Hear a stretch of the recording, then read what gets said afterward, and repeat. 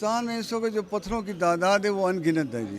अगर आप मुझे गिनने के लिए कहें तो सवाल ही नहीं पैदा होता। फिर इसके साथ प्लस जो मिनरल्स हैं वो भी इतने ही तादाद में ज़्यादा हैं, इतनी मिनरल्स हैं।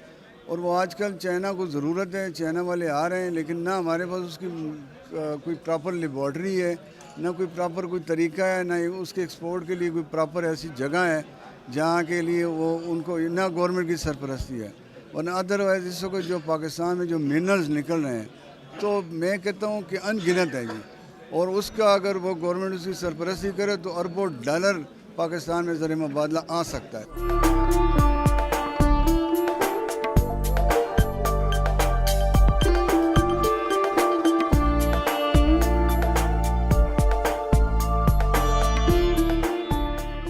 बहुत अच्छा नुमाइश है, इसमें काफ़ी सारा क्राउड आया है, बहुत फ़ॉरेन बायर्स आए हैं। जो इस नुमाइश की जो सबसे ज़्यादा ज़रूरत है वो फ़ॉरेन बायर्स हैं, तो वो हमने देखे हैं माशाल्लाह फुल टाइम क्राउड है इधर। और फ़ॉरेन बायर्स हैं, चाइनीज़ आए हैं यहाँ पे, श्रीलंकन आए हैं यहाँ पे, हमारे पास थाईलैंड, ये जितने भी ऐसे लोग हैं वो यहाँ पे आए हैं फ़ॉरेन बायर्स, उन्होंने बाइंग भी किया है।